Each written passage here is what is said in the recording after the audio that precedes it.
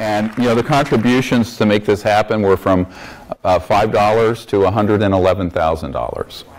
And it's really been touching to see people from all over the world wanting the truth to be known, for disclosure to happen, and for us to begin a new civilization on this planet. And there are a few people that I really want to thank who are specific individuals. And of course, amongst those is the director of the film, Michael Mazzola, who was supposed to be down here with me, but sort of didn't want to do it. Where's Michael? Stand up and at least take a bow. Where's Michael? Yeah, thank you, Michael. The wonderful thing about Michael is that he's happy to work and serve and create the best educational product that is possible to move disclosure forward. And he came to the Sirius premiere with Adam Curry, who is also here, Dr. John's protege. And we didn't meet then, that I recall, because there were too many people. There were 700 people at the after party. But he reached out when we were looking for someone to head up making this new documentary. And he has such a great grasp of the knowledge and the information and the ability to weave it together. And it was just amazing that over a 12-month period, we went from the concept of this film and starting the crowdfunding campaign to completing a full-length feature film and a book in 12 months. And it was a very, very heavy lift, as we say in the Gold's Gym, and it couldn't have been done without a lot of people working on it. Another person who worked hard on this for a year is Chris Christatelli, who is here. Where's Chris? The producer? Yeah, there he is. One of the producers on the film. And Stephen Peak of Aurora Media. Where's Stephen? There's Stephen. I'd say that Stephen is sort of like a co-director and collaborator that had jumped in on this film and did such an amazing job in creating the finished film that you will see tonight for the first time in public. And I have to say, Stephen was someone who we identified, I believe, in May or June of last year, and went around with his awesome Red Dragon cameras to film the new military witnesses, and then took over a lot of the post-production and has been working on it even up to today to get everything finalized for the May 9th release. So that's really, it's been an enormous effort. Thank you, Stephen. I want to also thank specifically, and I'm not going to name all of them, but there are a few of them here, the military and corporate government witnesses who have had the courage to come forward and speak the truth.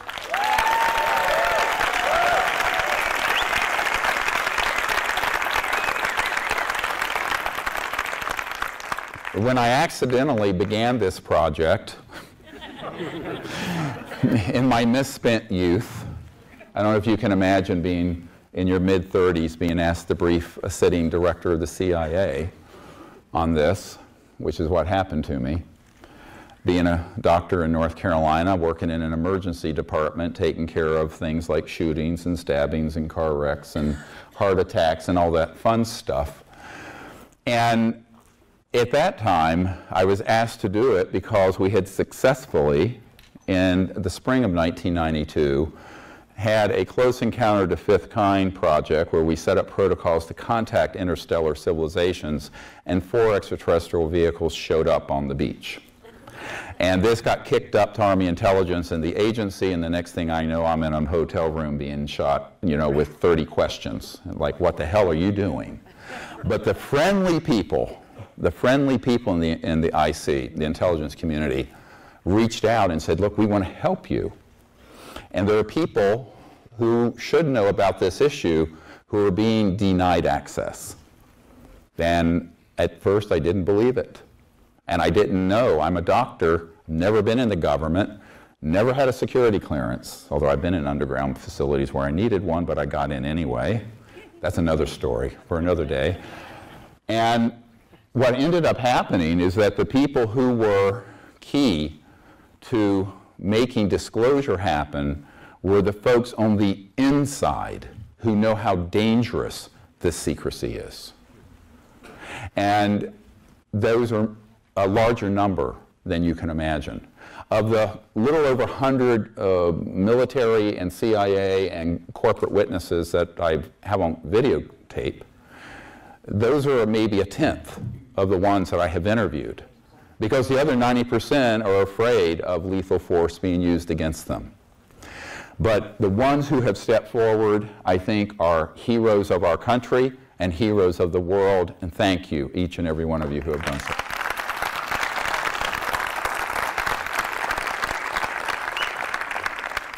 I really also want to thank, this film is being distributed digitally by The Orchard, and a big shout out to Paul Davidson, who is the head of the film division for The Orchard, and in particular, Jim Martin. Jim Martin and Paul Davidson, if you're here, stand up and just say hi.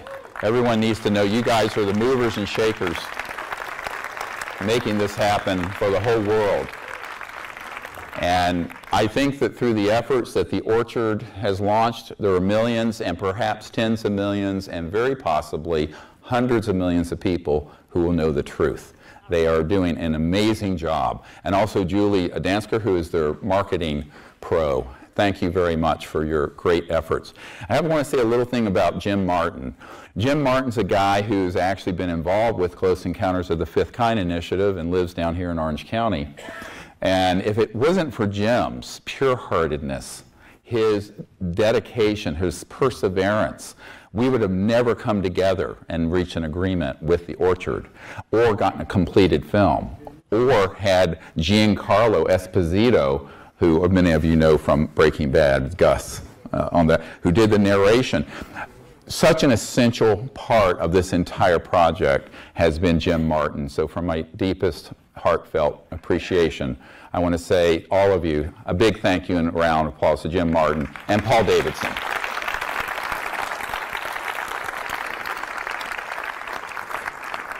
Now, I also want to thank Linda Martouche, who is a volunteer. Believe it or not, this whole production this weekend is being done by volunteers. So we have no paid staff. We still have no pay. I mean, the production was, you know, but Linda Martouche and the 18 volunteers have made all of this happen, and so beautifully. So thank you, Linda, wherever you are, for your work. She's been working for months on this. Now, I think the most important person to thank is someone that nobody knows about, and that's my wife, Emily. God bless you.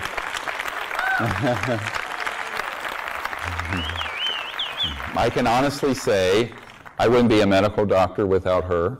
I wouldn't have 4 children without her, certainly. Or 8 grandchildren. Scary idea that I have 8 grandchildren. And then the entire disclosure project and all of the work we have done, the person behind the scenes who has done the chopping wood and carrying water, just the behind-the-scenes work, day in and day out for 27 years, is Emily. So thank you, Emily. God bless you. I love you forever.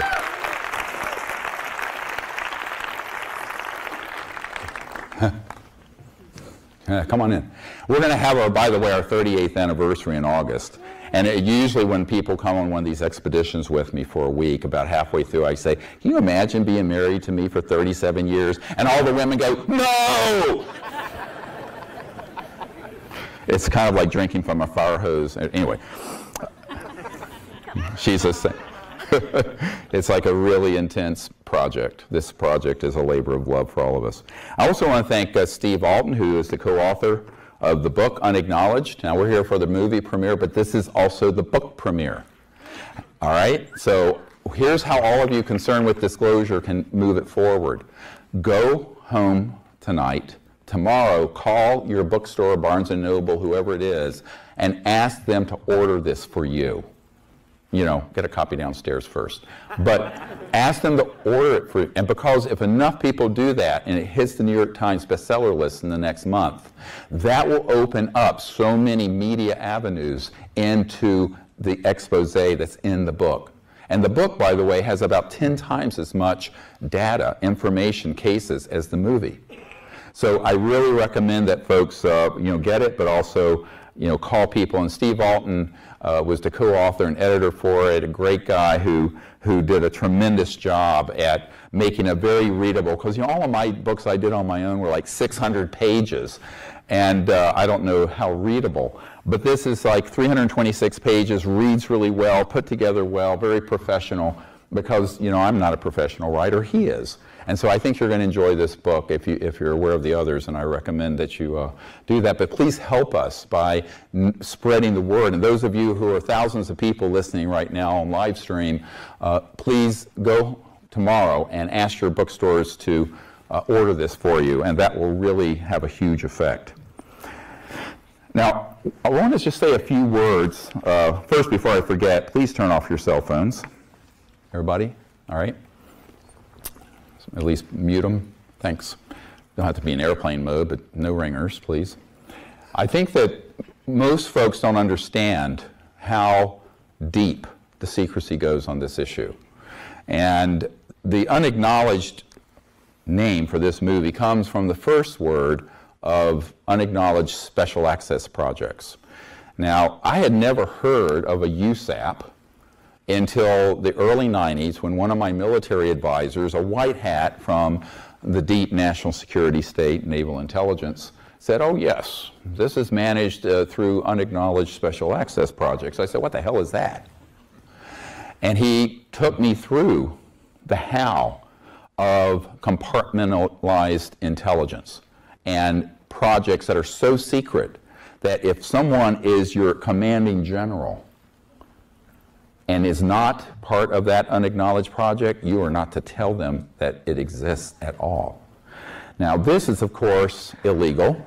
It's a breach of the chain of command, and it's a breach that goes all the way up to whoever the President of the United States is, etc. What this means is that beginning in the 1950s, a silent and unacknowledged coup d'etat happened in the United States and other Western countries to keep this secret. Why? Because in October 1954, we mastered gravity control, anti-gravity technologies, and free energy. Since 1954, therefore, we have not needed oil, gas, coal, nuclear power, utilities, surface streets, rockets, jet engines, etc. It's a multi-hundred trillion dollar issue. And the secrecy, as the first CIA director, Admiral Roscoe Hillenkoetter, stated in a letter to Congress in the early 1960s, is the secrecy is a threat to the national security. Most people think, oh, well, if you look at Star Wars or half the UFO conferences or the internet, the aliens are a threat to the national security. No. The secrecy is a threat to the national security. And this, in the penmanship and letter and signed by the head of the CIA, the first head of the CIA. That's in this film and in the book. In 1955, October, I was about 4 months old. I was born in June of 1955. General Douglas MacArthur said that basically, World War III will be interplanetary. Now, this is an uncontested comment. So since the early and mid-50s, there has been a cabal, a covert group, that has kept this secret for a few key reasons. And the why of the secrecy is the thing that is most disturbing, but most promising. And part of it is the inertia of secrecy, because this is a bigger scandal than 1,000 Watergates, by far. And certainly 1,000 times more scandalous than the Monica Lewinsky episode that we heard about for years and years. It's also the fact that the technologies, once they knew what they had, and this is over 60 years ago, they knew that the centralized elites, the global elites, which are, in my opinion, fascist by nature, did not want the public to know this. And they started a disinformation and counterintelligence campaign to ridicule the subject and keep it secret. Therefore, the world we have today is in a state of environmental and geopolitical meltdown, completely unnecessary. And the only way it's going to be fixed is through we, the people.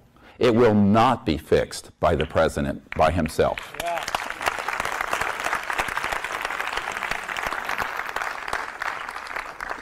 And therefore, this is a call to action, this movie. It's not made for those of you who already know something about UFOs, actually. It's made for the other 7 billion people who are our brothers and sisters on this planet, who suspect there may be something going on, but they do not know why it's secret and how it's been kept secret. Because if you were to ask 100 people on the street, maybe there'd be one, and I doubt it, who would know about what an unacknowledged special access project is, and that those projects run in a subterranean way, literally and metaphorically, so that the leaders that we elect and appoint can't control them. The other thing to remember is that, having been involved with the level of presidential briefing since 1993, a president may be read into or briefed on the subject, but it doesn't mean he has access control. Don't confuse knowing about it and controlling it. Because here's what happens. They find out about it, they want to move forward with getting the information out, and they're told, no, sir. It doesn't matter, it's the commander-in-chief. This is a serious problem because it makes a mockery of our democracy. The other problem is the fact that the fourth estate, the media, has been corrupted on this issue. And for the first time, we have an Air Force counterintelligence officer who is responsible for disinformation, admitting in this book and in this film that bags of cash have been carried to senior people in the media, locally and nationally, to secure their cooperation with secrecy. We have a CIA document that states it, and we have a constitutional attorney who saw documentation that way back during the Pentagon Papers era, he saw documentation that there were 42 people on the payroll of the CIA in senior positions of the major media in the United States to control the media. This is not a conspiracy theory, but anyone who's concerned about freedom, democracy, and the future of our planet should be quite concerned by this. But I don't want to leave people with all that. That's part of the story. The bigger part of the story is that we have a choice to make. And it's the choice of a millennium. We can choose to go into the future with the status quo prevailing, or wait for the government to do disclosure, which will be a false disclosure and will be designed to scare the hell out of the public. This Air Force intelligence officer admits that he knew personally of the military staging abductions for their psychological warfare value. This goes very deep, and we are all vulnerable to it. Look what happened after 9/11, where we stampeded into this disaster known as the Iraq War, and now we have ISIS. We have to be smarter than this, but it's going to take all of us working together, and we desperately need your help and support. Because on the one hand, you have a future, it's like the Hopi prophecy, where the line terminates and our civilization is in peril and existential risk. On the other line is that we go up and we become interstellar ourselves. We have to make that choice. There's no other generations left to make it. We're out of time. Because the Earth is not going to wait another 100 or 70 years, like it's been 70 years since Roswell. So we have to make this choice, and we can and we must. Because when this is disclosed properly, we are going to have a world that in a generation, there will be no poverty. There will be no pollution of any type. Water, air, land. There will be prosperity that's astounding. The work week will go from what it is now, where many of us work 40, 60 hours a week, barely to keep alive, down to around 10 to 20 hours at the most, globally. This will happen in 1 generation. So it's the biggest change in the history of the world, and it has to happen. And why not? Because with 0 point free energy and these technologies coming out, we can have a world of our dreams. And this is not a utopia. This is doable, absolutely, today. It could have been done a year before I was born. So to our children and our grandchildren and our children's children's children's children, we owe them this good future.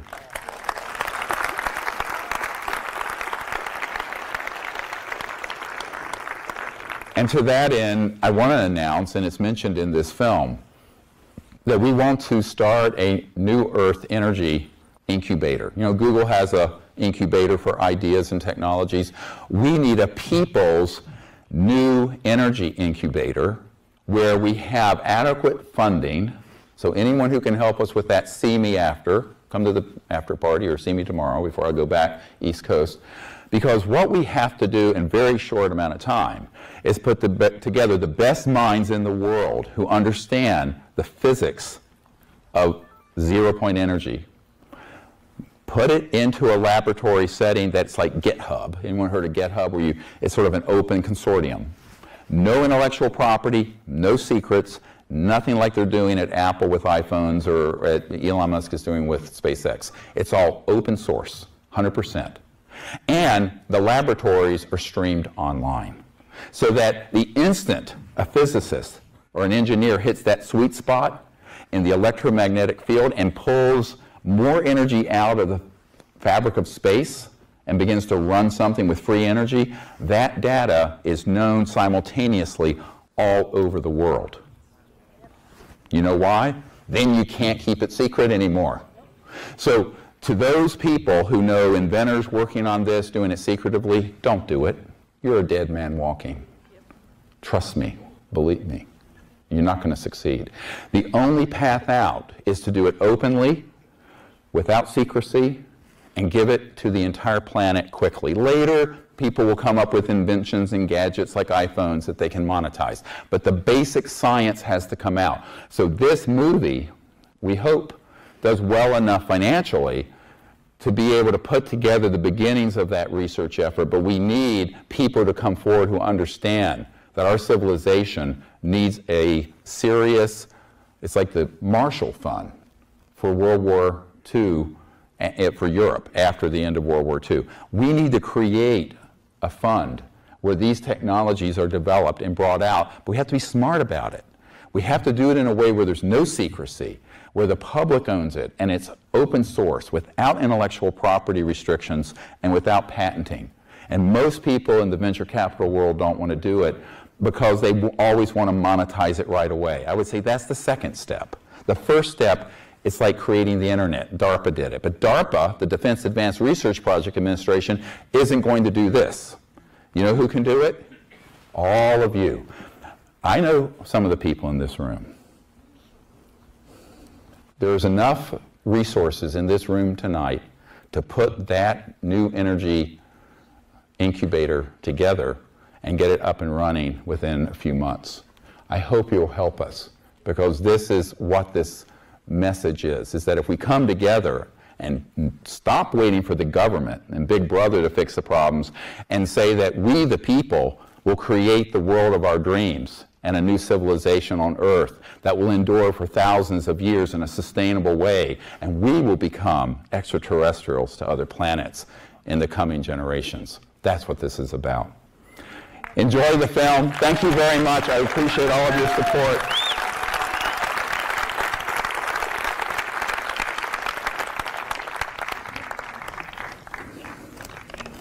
So we can roll. Yep.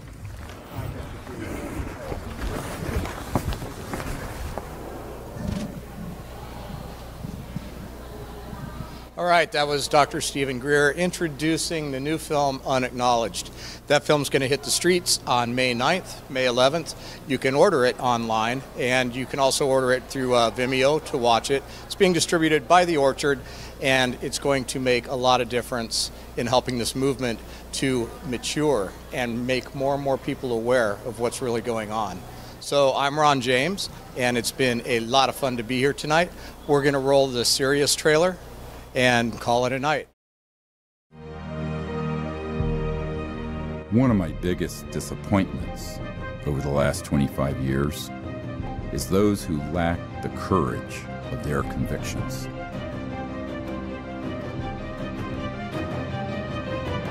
If 1% of the people who I've talked with, met with, or briefed had that courage, this would have all been fixed long ago.